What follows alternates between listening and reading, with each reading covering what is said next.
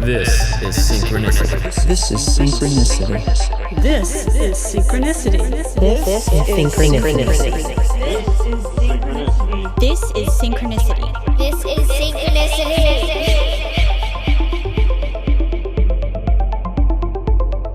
Welcome to episode 17 of Synchronicity. My guest today is Danny Goldberg.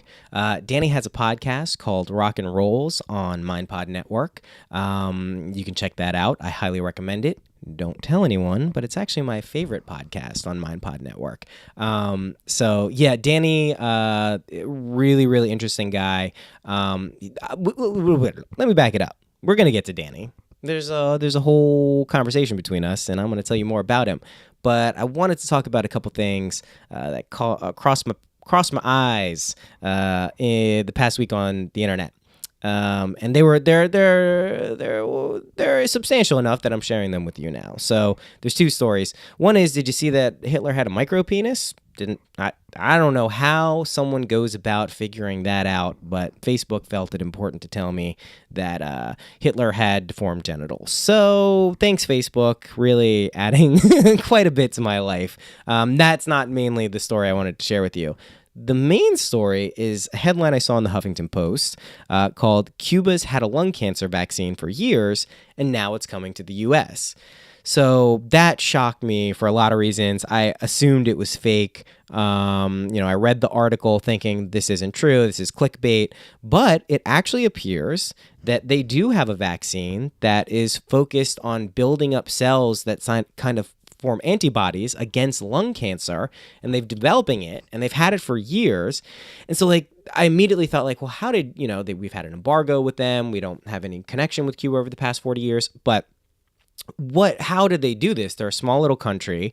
And so when you read the article, if you read it, it'll be on the podcast page. I'll put it up here for you. But you'll see they actually, the life expectancy for someone in Cuba is 79 years old, which is pretty much on par with the United States. And they basically describe it, since they've had such strict economic restrictions, they've basically had to do more with less. They got more innovative. So they have one of the best and most preeminent immunology communities in the world. So they really do have something. I don't think it's something like you just inject tomorrow and you're good for life, but I do think it really does protect against some form of lung cancer, which is incredible to me. That's just totally insane that something like that could even exist in the world at this point, let alone coming from a small island like Cuba. So that's awesome. Great job making up with them, Obama, US, because that's awesome. Now, who knows what we could do with this type of technology in other areas. So very, very awesome. Okay, I digress. Let me get back to Danny Goldberg. So Danny, like I said, he's got actually my favorite podcast on MindPod Network. One of the reasons I like it so much is, he has great guests, but what he talks about with those guests is even greater. And it's these subtle kind of esoteric, mystical, spiritual concepts that kind of underlie or underpin a lot of what I fundamentally believe, is our reality. I think the things we can't see actually have more to do with what we experience in this world and can't feel, can't touch with our five senses, actually shape our reality and consciousness more than the other stuff. But he talks about this stuff with everyone. He had a great conversation with Rosanna Arquette about angels. It was at the end of the podcast. I highly recommend that.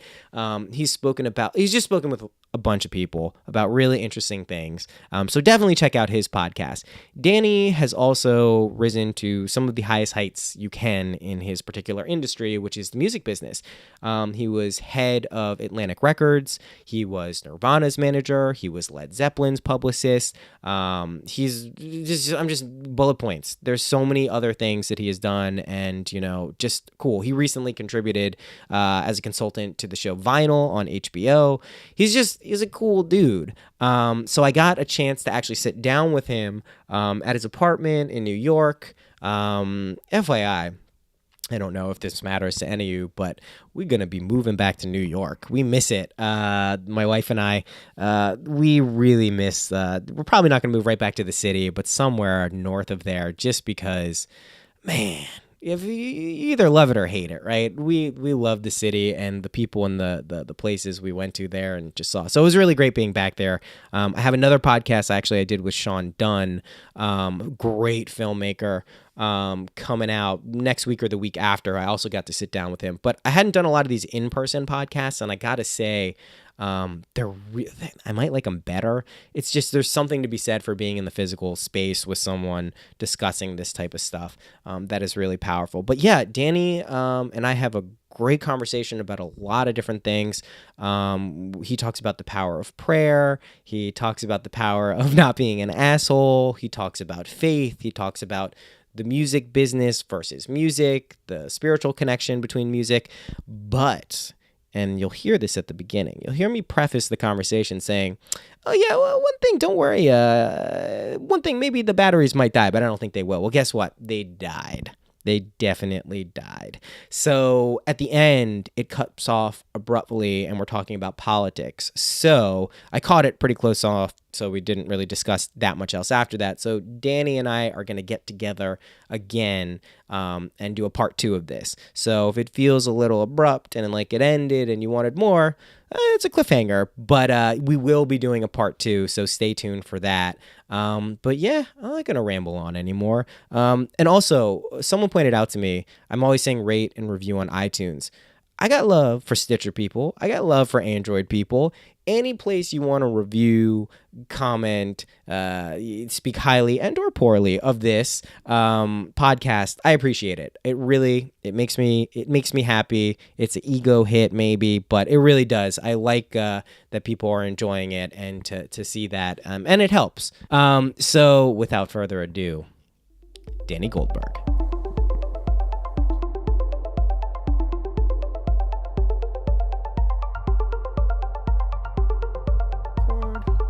We're good to go. There's one thing. I am not anticipating this dying, but if it does, batteries. Okay. So thank you, by the way, for doing this. So grateful to be part of it. I'm really happy, and I'm glad you feel like that. So I wanted to start and ask you if you could give kind of some insight into your process of how you have maintained kind of a spiritual practice, however you would define that, and also, objectively reach some of the highest heights you could for your profession, in the music industry. How are you able, and I know, let's start with Hilda Charlton. Yeah. So start there and just kind of, how have you done it over the years? Well, Hilda Charlton, for people who don't know, was a spiritual teacher who lived in New York City and had weekly meditations from the late 1960s up until the end of the 80s when she passed on. And I encountered her at the end of 1972. I had met her through Ram Dass, who I didn't particularly know very well. I'd only met him a couple of times, but I was trying to figure out, was there some spiritual path that would connect to me other than reading books? And he had first mentioned the Zen Center, which I went to and just didn't feel connected to, and then he suggested Hilda's meetings. And she was somebody who had been in India for 20 years before that. She had many lineages. One was Paramahansa Yogananda, who she knew when she lived in California and spent a lot of time with as his student. She went to India, where she became a disciple of Nityananda, who's also Muktananda's guru. And she spent the last year and a half, as I understand it, of her time in India then at Satya Sai Baba's ashram. And she also had a consciousness that was very much connected to multiple other paths. She loved Jesus, and at very times would look at herself as a Christian. She felt very connected to the Masters of the Great White Lodge, which is a tradition that's best known in the world of theosophy. And she had a tremendous belief that Native American traditions, Jewish traditions, and many others that have names I can't think of or remember were all part of the same truth with different packages and names. Philosophy very consistent with, most of the philosophers and holy people that I respect. Ramakrishna. Certainly Ramakrishna was somebody she deeply loved, of course, and he's spoke the best. about all the time. Yeah. And one of and she has some great lecture online about Ramakrishna. And you know, I was 22 years old, and my main thing I got out of the first few meetings that I went to, these were meetings of hundreds of people, and I was just sitting in the back and trying to meditate and just get into the vibe, was the notion of praying, which I found very attractive because I was really not a very good meditator. By the grace of God, in the last few years, I've actually become a pretty regular meditator. Most days I meditate, but for decades I didn't. Yeah. But prayer is a lot easier, and prayer is a way of connecting with something bigger than yourself. And you know, it has all these connotations having to do with organized religion that some people feel that word has baggage, but I didn't. I grew up in a kind of a secular, humanist, cultural, Jewish, intellectual world where I didn't have any resentment against religion. If anything, I was trying to rebel against intellectualism, rationalism, and materialism, not to deny it, but to transcend it, because it just wasn't enough to make me feel alive. And so the word prayer to me didn't have any bad memories, you know, or baggage. And the idea of just trying to talk to something bigger than myself, I have no problem with the word God, but I respect that some people do. But whatever people want to call it, the idea that there's a higher consciousness, bigger. And you know, to me, that's sort of been my main technique for trying to get out of my ego and out of my fear. Both of which are very frequent in the professional world. I'm terrified of being a failure and invisible and irrelevant, and then when I'm doing well, sometimes I overestimate my powers and brilliance and value. So, you know, being able to step back from that and try to appreciate what's good and not be delusional and not be irrationally depressed or demoralized also. So to me, prayer just really worked. Just trying to find whatever one could connect with, because the mind is so changing, and some days listening to music can help me, and some days exercising, and some days praying. So, but the point is to just try to not get stuck, and to believe that there's some value to trying to get unstuck.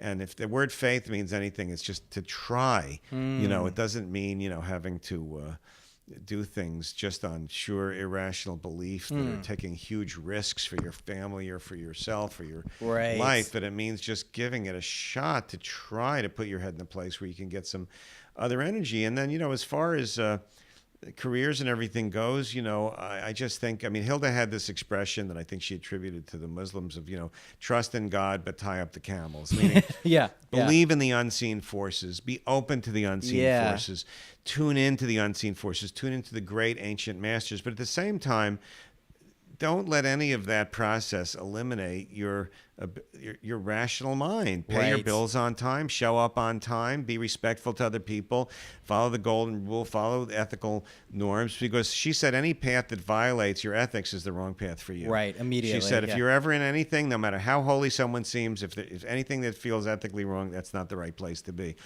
And so, you know, to me that was just... I got that all at once. Living up to it, I'm still working on it. Yeah, sure. But that's the goal. Yeah. So what have you noticed practically happen from prayer? And also, I mean, prayer is one of those things to me, I admittedly probably don't pray enough. One thing that I can do is I try to be as grateful as possible, which is kind of like a form of prayer to me, like acknowledging that this is from something. But what have you noticed, like the practical benefits of prayer, like for you? You know, I think there's different levels of prayer and there's different times. For me, I've told the story before that when I first went to, so I apologize to anyone who's heard it before, but when I first went to her meetings, I was 22. I had been sort of knocking around the music business since I was 18. I dropped out of college right away. And this was in the early 70s. And as happened every few years in the music business, culture changes a little bit.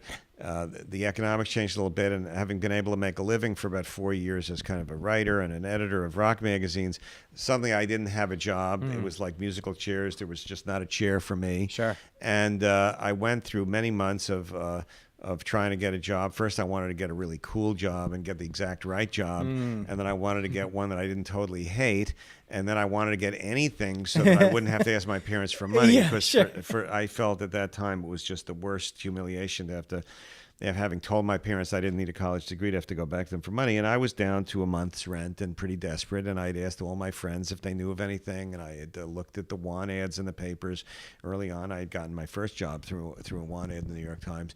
And I had written letters to people that I heard were looking for jobs, and just did every single thing I could consciously think of to do. And I was striking out 25, 30 times in a row. And at this meeting, the first one I went to, she said, you've got to tell God, I don't care what you did in the Bible thousands of years ago. I need to know that you're here now. And it says in the Bible, apparently, I don't know what book in the Bible. I've not read most of the Bible. Yeah. I am Jehovah, Lord of the hosts, try me and prove me. And she said, you've got to say, God, answer this prayer in 24 hours. So I walked out. I was on St. Luke's Church, since burned down and rebuilt on Hudson Street in the Village, and didn't know anyone there. And I said, God, please, you heard what she said. I'm telling you, I don't know how to pray. I don't know what to say. I'm not sure if you're listening, but I challenge you, answer your prayer in 24 hours. I need a job, And the next day, our mutual friend David Silver, who's been a long time presence and mind rolling, and he called me in complete shock because his boss at the time wanted to meet me and had some project he wanted me for. And David had known for months about my dilemma and hadn't been able to help. He had his own issues trying to handle his career. And I got this 3-week project writing a foundation proposal, something I knew nothing about, experimental video, which I knew nothing about, but it was $200 a week for 3 weeks, which at the time was like, $750 a week now or something. It was fine. It was very good. That was definitely a couple of months' rent. Yeah. But it was after 3 weeks, and I went to another one of these meetings, and I walked out and I said, God, I meant a full-time job. What am I doing here? 24 hours, try me and prove me. And as it happened the next day, I got a call from a PR agency that I'd done a job interview with months earlier, got the job there the following Monday, and pretty much stayed employed up until now in my Social Security period, where I'm again in a reinvention mode, but grateful to have work to do. So that energy kept me going for more than 40 years. And so what does this mean? I mean, does it mean it'll work for every single person? I have no idea. Right. I think that there's a part of the dynamic, which is when somebody is trying to find out if this God is real. It's like Sai Baba had this saying years ago when people asked about the miracles that many people believe he did. Sure. He would say, I will give you what you want, so you will want what I have come to give you. And, to me, that was part of the dynamic. I didn't feel it was like Aladdin's lamp where now, okay, God, I want like a greatest stereo in the world. Okay, God, I want to be on television. Right. Or something, I didn't think it was an Aladdin's lamp situation. I think that when you're really totally focused and almost desperate and intense enough, and you really look for that help, I do believe the help comes. Yes. It may not come in the way that you particularly were expecting it or asked for, because our minds can't always conceive of it. But for me, so I've been disappointed innumerable times. I've been fired from many jobs. I've had public embarrassments. I've had ups and downs. Sure. And I prayed all throughout it. So I'm not saying that every single time it's a panacea. But I do believe that there is a bigger force than us. I happen to identify with some of the Hindu traditions, but there's hundreds of traditions and ones with no name. And it doesn't matter which. But I think that to the extent that you can connect with a larger energy, I do believe there are beings that look out for us if you can connect with them and hear them and let them help. And that to me, prayer just means talking, as opposed to, meditation, which to me has a lot to do with quieting the mind and listening. Yes. And they're both incredibly important practices. And I'm very grateful that I've been able to meditate more the last few years. But prayer is easier. It is. It's just easier. And you can always give an excuse of not meditating, of, hey, I'm sitting down, my mind's wandering, I'm itching, I can't do this. Yeah. But prayer you can do in 1 second. So I just think it's a good thing to do if you're cool with it. I mean, again, I understand there are people who have different kinds of religious backgrounds where that process has associations for them that make it not good for them. But for me, it's been a really good alternative.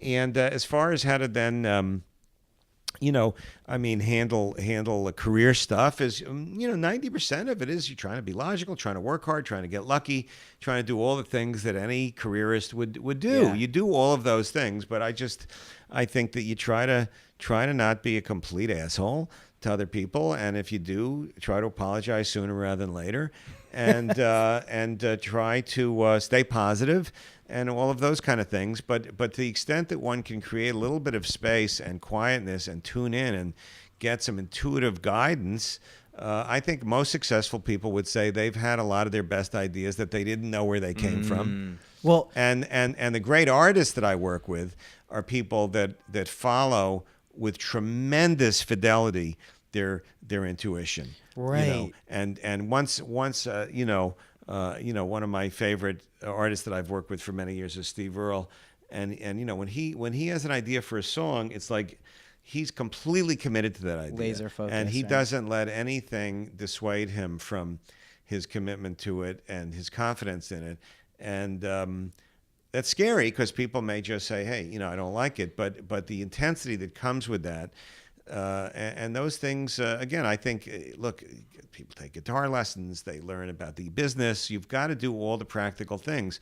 But if you layer onto it, to me, another Yes. way of tuning in, the odds of success for me have been better. I couldn't. I mean, I've noticed the exact same thing in my life, and I always, from probably the first time I took psychedelics when I was 15, noticed. I just had an awareness that I knew that things were going to work out. I had supreme faith that even if they were difficult or hard, that everything worked out the way it was supposed to. And that has functioned into my life in a lot of different ways. Things, miraculous things, mundane things, but it's been kind of an omnipresent thing. So what you said, you believe that there are beings that we can get support of who aren't visible and kind of on another layer or another dimension of things. Was that something you always believed from when you were a kid, or was there a period where there was a transition point or something that's been an inkling that's been reinforced over time? How did that come about? Well, I wasn't brought up religious, but my mother would sort of sometimes we'd say our prayers, we'd go to sleep. Now I lay me down to sleep. The idea that there was a God out there was something I was taught. My parents were culturally Jewish, but we were not members of a synagogue or temple or shul. Okay. I was not bar mitzvahed. But there was this sort of notion that sort of out there was something bigger that I thought was sort of part of my assumption about the universe, but it didn't come into play day to day. Psychedelics had a huge impact on me when I was a teenager. In terms of the idea of looking at reality through another lens other than just the day-to-day, minute-to-minute so-called real world. Yes. And the idea of a connectedness and the sort of loving connectedness between different, whatever this me was and other people. And and then reading Ram Dass and hearing Ram Dass give the lectures that ended up being the content of Be Here Now, about making the linkages between psychedelic yearnings and certain religious and esoteric traditions. That sort of rang true to me, and I always had kind of an interest in that anyway, because some of the artists that I admired the most, like the Beatles, were very interested in things, and the some of the other music and art that I liked, alluded to this, and so I had a curiosity about it, and. But I never felt that I wanted to be part of any group or organization. I always had a real phobia about that. I didn't want anyone telling me what to do, and the idea of some infinite thing was incompatible with some organization of people telling me like what to do. And I just, generally speaking, had that thing of not liking to be part of groups. So. But I remember being in Central Park in the early 70s when some of the Hare Krishna people were there. Sure. And they really seemed weird to me. I mean, they had these haircuts that I like would be my worst nightmare to have like that kind of not my worst nightmare, but a nightmare. It's certainly to have that kind of a top and jumping around like I thought Looney looked very Bins, silly. and I didn't like all that thing of wearing funny Indian clothes in the middle of New York City. What are you doing? Right, I didn't really get the whole thing. But there was also a sweetness about them that I didn't feel they were dark. I just felt I would never want to be one of them, but I wasn't scared of them. They just seemed weird. And they were giving out things. And so there was some little thing they gave out, some little giveaway, like a postcard size thing or something with a picture of Krishna. And it had some quote from somebody. I've long ago lost it, so I don't remember what it said. But somebody, maybe it was Bhaktivedanta or maybe it was someone else, said that if you just said the name Krishna, that you would be forever changed by the connection with the divinity of Krishna, which, according to Indian people of Hindu persuasion, is a form of God. And, I just said to myself, I could say the name Krishna. Like, what's the downside? Like, I can do that. There's something I can do. It's not like taking a pill that might be poison. I mean, so I just sort of know it's sort of like that old, Pascal's bargain thing. Like, why not say it? And I've always felt that was a key moment in my life. I really do. Just like recognizing that, like, and I can. I think there's something to it. I have a little doll of Krishna in my office here. I lost it for about 20 years. I just recently found it. It was in my son's room. He's in college now, and he hadn't looked at it for a long time. And it just gives me so much happiness to look at it. So I don't want to sign up for any organization or religion, but I do think for me, this idea that there are some names and traditions and writings that have some power, and that if you associate with them, you can get a little energy from it. That does work for me sometimes. Right, sure. Where does, because it's been a big part of your life, where does music fit into all of this for you? I can say I'll give you my brief conception of for me where it fits in, because my life has also been just inundated. It's been just such a driving force from the college I went to, from just loving it, for the experiences I've had with music. I kind of get the sense that music emanates from the realm, or the creativity things that creates music emanate from the same or a similar realm as kind of these beings or symbolic realms or whatever it is. And I think the best artists in my experience, they seem like they can tap into that and kind of maintain that level of focus or connection, and kind of like pull back these nuggets of whatever it is and then express it in a way that resonates with however many people. So that's just my kind of theory of what I think music is. But I would love to hear, how does music kind of fit into the paradigm of what you've been talking about, and also your life? What has been the connection there? Well, I mean, it's there's a real bright line to me between music and the music business. We agree about that. And yet I've been involved with both. Yeah. And I'm incredibly grateful to the music business, because it gave me a profession, ability to make a living, and a place in the world when I didn't have really any other qualifications to get a normal job. I could have, I guess, gone back to college and tried to make up for lost time. But so the music business to me is mostly a very positive thing for me personally, because, as I say, it gave me a place in the world, a way to make a living, and a way to do something that, before the podcast we were talking about, at least half the time I feel good about. And no one likes their job all the time, but it did interfere with my connection to music. There's just no question about it, because it became freighted.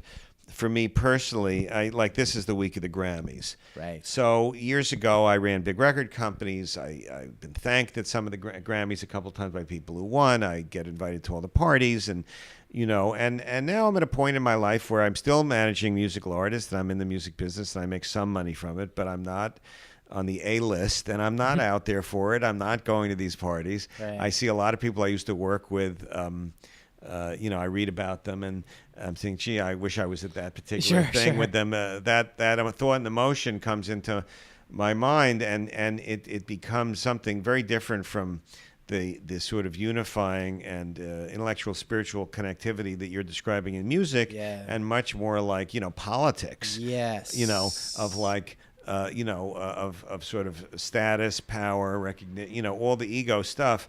So I have a lot of investment in that way of thinking about the music business, and it's still part of. And at the same time, I'm grateful for being in the music business because it's like I was able to do jobs. Now I manage 15 clients along with a staff of 4 other people, and I think it's an honorable way to make a living. It's something I know how to do. I like it better when we're doing well than when we're not doing well. But when we're not doing well, and I think I might lose all of it, I mean, then I figure, well, God has something else in mind for me, and I try to be cosmic about it. But I also get really depressed. I really am in. You're invested. I've been. It's been an intoxicating drug. The ability to have a role, in the music business, which is distinct from, although it overlaps with the experience of appreciating music, and. There sometimes emerges. I mean, some of the artists I work with, I'm also a fan of, and that's an incredibly beautiful blessing to have. And again, just to stick with Steve, when I go to his shows, I'm always so proud, and I really enjoy the songs. I will say though, I don't have. There are people that are really successful in the business, have a discipline about listening to all of the hits and all of the new music. Sure. Which is a discipline that I have not kept up with over the years. I've tend to more listen to music that is not part of possibly the business world. I was listening to some, Mozart violin music that you earlier. Like? Is that what basically?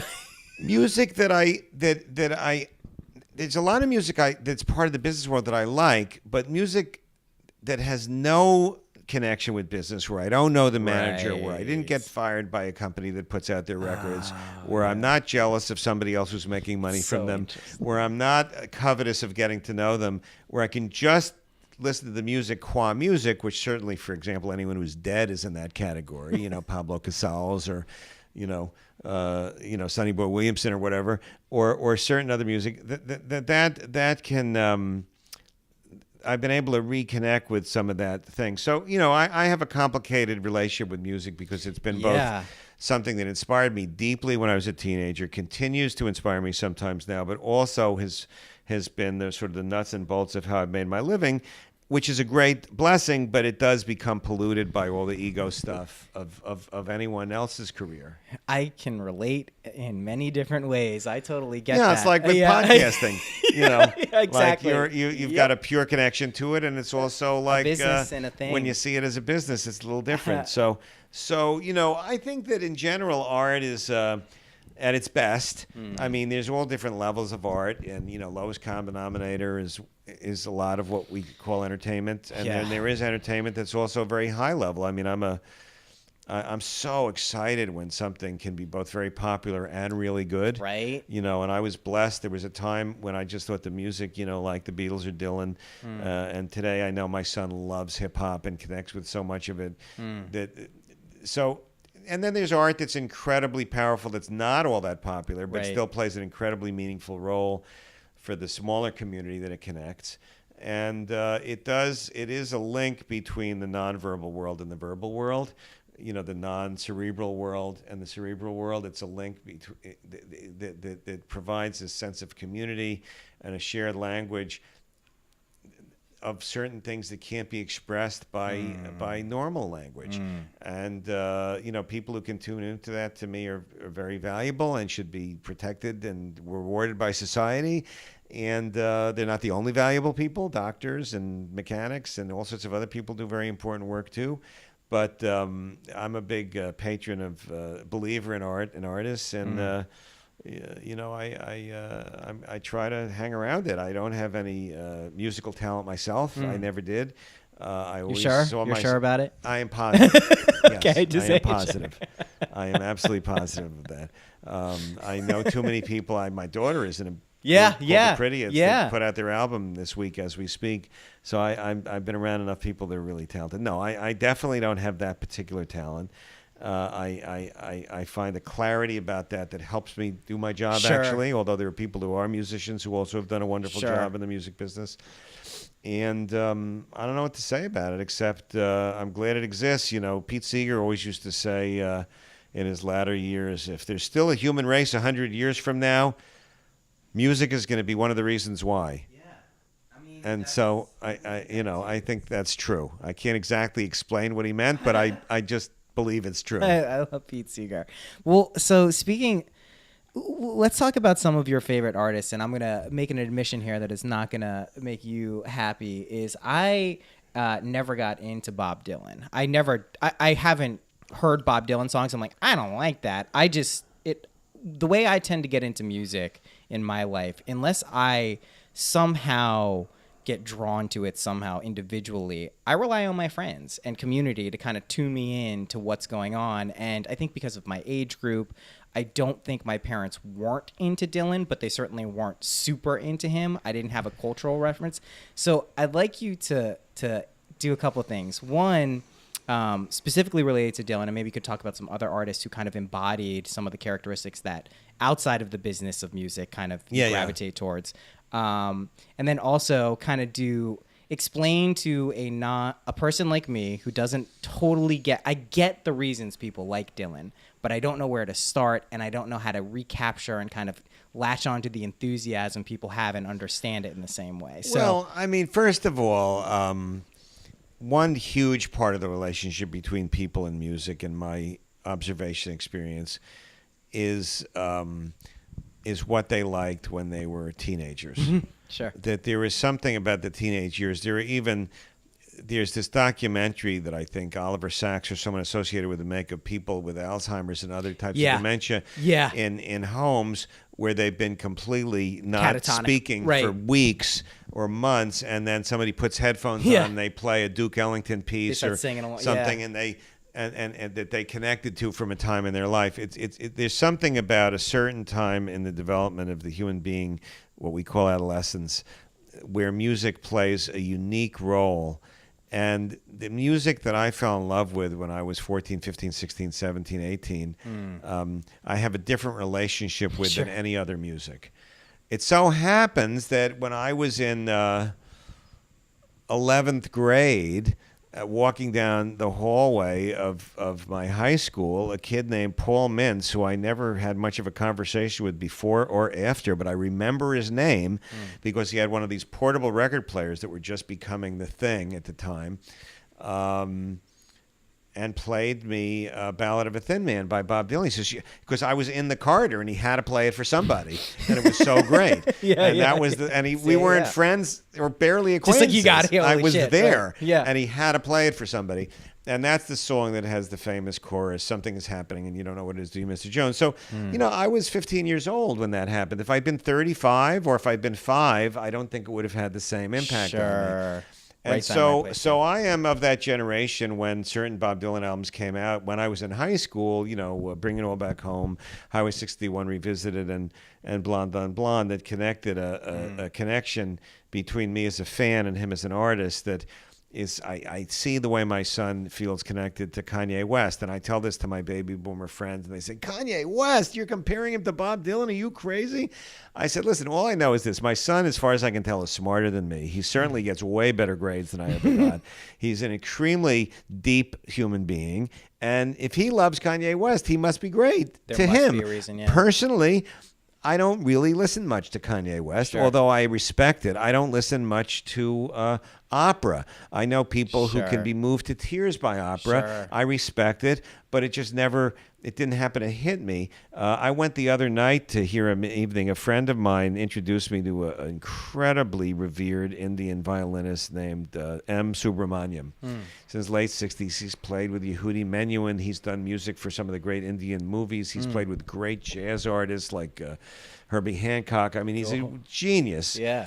And it was really interesting. It was a concert of classical Indian music that I hadn't heard before. My ear's not tuned to it. I had moments of really feeling inspired, and my mind and heart were being stretched by it. And I'm so grateful for that experience. But if I was 16, it would have had a different effect on me. That's just the reality of it. So, I don't think there's anybody has a monopoly on wisdom about what great music is. I've never thought I could have an encyclopedic knowledge of all music. There are people who do that. I know. That's one of the reasons why I wasn't a very good critic. I was a much better publicist. I always was better at being a passionate advocate of a few things that I loved than being an objective observer of the whole lay of the land of music. So I don't know what to tell you. I do go back to some of the music I liked when I was younger. There's certain artists that have grown on me as I've gotten older. One of them is Jerry Garcia, who I wasn't a big Dead fan when I was younger, but as I got turned on to some of the stuff he did, especially with David Grisman, Leonard Cohen to me is an artist. I didn't really like him as much when I was younger as I do now. And obviously there's new music every once in a while that just knocks me out. Yeah. You know, I like... But I'm not a music critic. I'm just a guy. I like to work with artists and to be of service to individual specific artists, and that's a different headspace. Definitely. Than what you're talking about. So what attracts you? But the Dylan thing, you know, was that at the moment in time he came along, you know, he was able to put into words feelings that a lot of us had that no one else could put into words, whether it was through books or speeches or movies, that somehow or other. If you see the film No Direction Home, is the best explanation of how people got bonded to Bob Dylan. Martin Scorsese directed it. It's 4 hours. It's part 1 and part 2. It's his early years, and you know, it's the best thing about Bob Dylan that I could say for somebody new to see if you get it. But you know what? There's incredible. I grew up. The people older than me, who were my role models in some ways in terms of politics and intellectually in other ways, grew up with jazz. And the way they talk about Miles Davis is the way I talk about Bob Dylan. Right. I really haven't listened to Miles Davis in years. I know he was a genius. I can't wait to see Don Cheadle play him in a movie. Yeah. I know how great he was objectively, but emotionally, I don't really get it, to be honest with you. Well, you're talking to someone who grew up playing saxophone, and I was inundated with exorbitant amounts of jazz, and it colored my relationship to it, where it took me a good, 5-10 years out of college after going to play saxophone where I could finally start appreciating jazz in a different context. So I'm kind of envious of people who really appreciate jazz, because I think it's incredibly sophisticated music. I feel the same way about classical music. I wish I knew more about it. There's certain classical pieces that I connected with when I was a little younger, 12, 13, 14, that still means something to me. And there's something about some of that music that puts me in a good headspace, but I don't have the ears for it of a true aficionado. I like guitars. I like guitars and poets. I like the genre of music that I fell in love with when I was 16. That's still the genres that speak to me. Singer-songwriter. That's one of the things I love about Steve Earle is he's continuing in that tradition, and God knows but that's my personal taste. That has nothing to do with objectivity. Of course not. I don't think music to me doesn't really fall into objective. There are objective qualities of music that I think people can identify and say that's great. Everyone likes that, and in some ways that is what shapes popular music. In some ways, not always.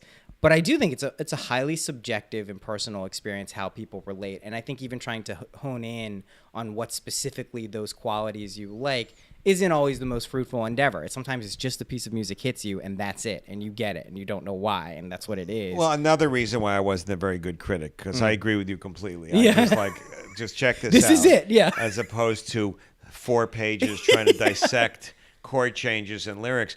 Although I think that for the people who do that, they really saying something that means something to the people that read it. It's just, Greil Marcus is a very well-known rock critic who goes into tremendous, intellectually rich detail about what he likes about records, and I tune him out after a paragraph. I just can't go there. I totally get it. But a lot of my friends really love reading him. So, what are you going to do? Well, it's because there can be an intellectual stimulation for reading about and understanding music. To me, that was always a secondary thing compared to actually just listening and experiencing like the visceral aspects of it. And it does help. I mean, I can tell you, I went to school. I can analyze chord changes, structures, how many bridges, how many choruses, where it comes in, what it emulates. It doesn't necessarily enhance the music. Well, the other thing about music is that it does provide a sense of community, because by Yeah. definition, people that are all admirers of the fans of the same Yes. artist artist are part of a community of, and having that. There used to be a saying in the when music was primarily consumed through physical items such as records, that you could tell a lot about people by looking at their record collection. And I think that was true. And I know then later on, my daughter and her friends used to look at each other's iPods. Yeah. And it's shorthand for sort of a taste and an aesthetic. And then certain live shows, again, I'm showing my age here, but, there's a spirit and an energy at a Bruce Springsteen show that to me is very inspiring. It's not the same as a spiritual experience or meditation or a church or something, a satsang or something like that, but it does have a tremendously high level of love and positive energy and community and a sort of a general ethical frame that I think separates it from just ordinary entertainment. Yes. Well, one of my favorite musical genres, and I do like a lot of music, but I started going to underground electronic parties, raves, back when I turned 18 in DC, and then extended out into Boston and then New York. And one of the first things, and I was young enough and didn't know anyone, that I actually wasn't going for the drugs. I didn't go for the party atmosphere. I just really genuinely connected with the music.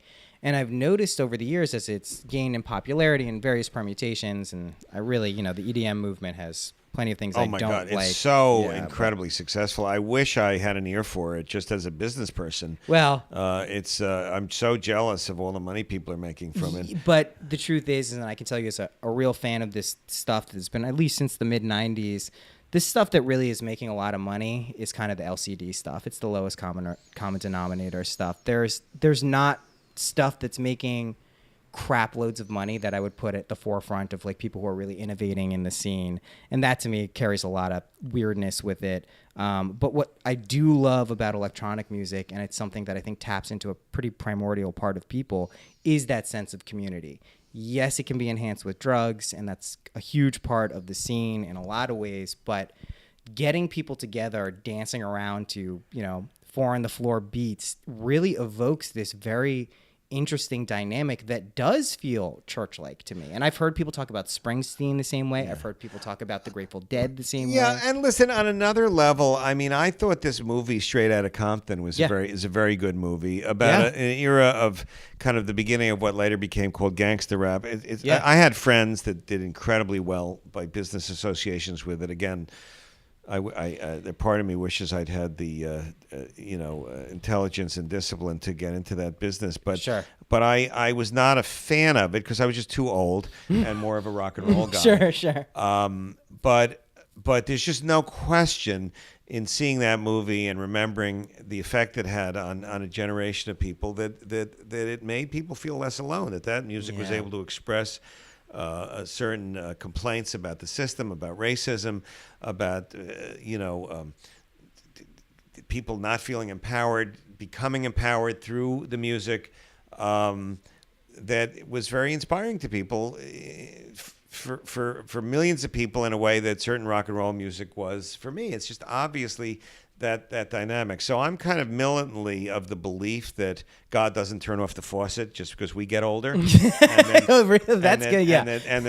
that teenagers are connecting to music in a way that's just as deep and meaningful as what other generations did. But that doesn't mean that most of us have the mental or emotional ability to go through 10 or 12 generations and appreciate all of those different musics. I certainly don't. You know what? I can just respect it.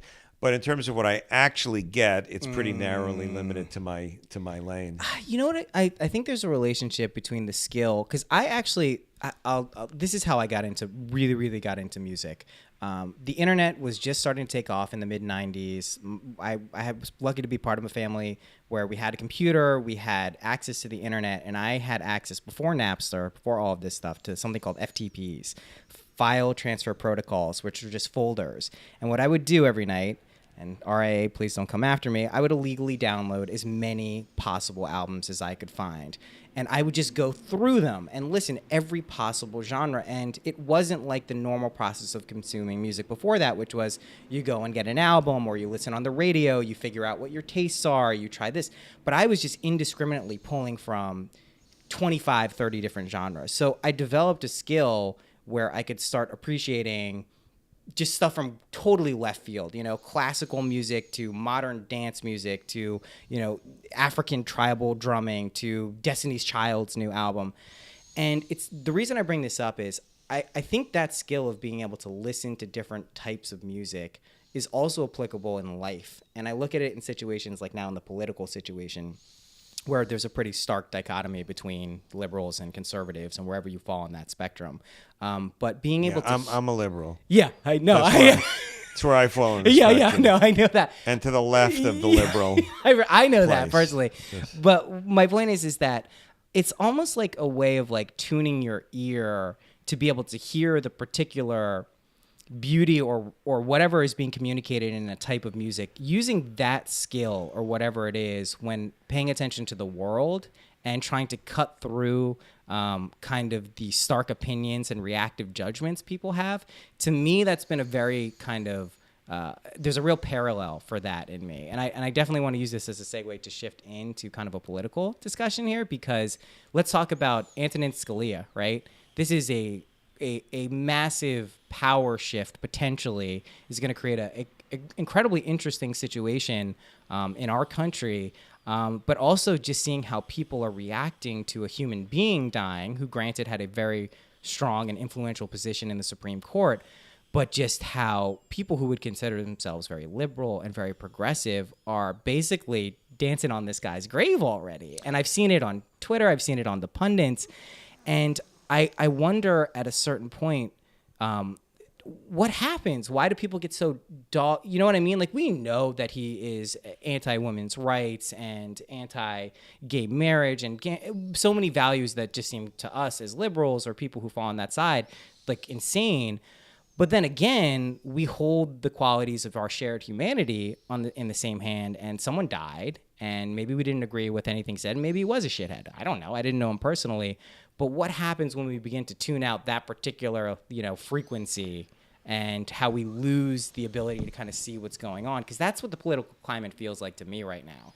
I have complicated feelings about this. Firstly, I mean, Ruth Bader Ginsburg, who's considered probably the most liberal member of the Supreme Court, has given a number of interviews and made statements about how, while she disagreed with Scalia about everything, that she loved him as a person. Right. She and her husband spent every New Year's with the Scalias.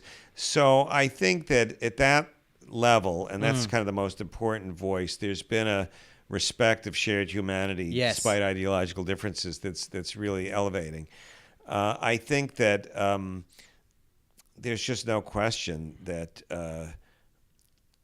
there are different philosophies in the political world, and that if you identify with somebody's actions as having caused a lot of suffering, their removal from a position of power is something to celebrate. I think that it would be horribly wrong to do so in a way that would be disrespectful to someone's friends and family, and that nothing good comes out of anger and meanness, even if it's cloaked in righteousness.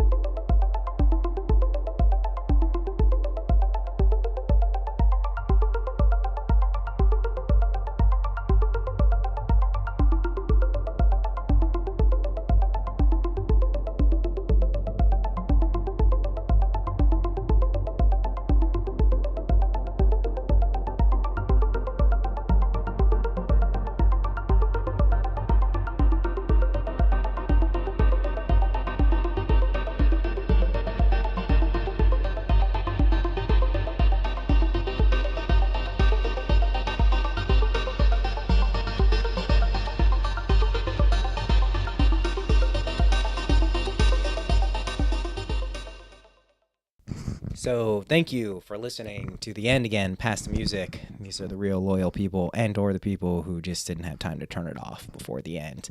Like I said, this episode was a little abrupt, right? The ending. The batteries cut off right in the middle. So Danny and I are getting back together again and going to record a part 2 of this because I think we're just getting into some really interesting things around the political climate. But until then, have some very cool guests coming up.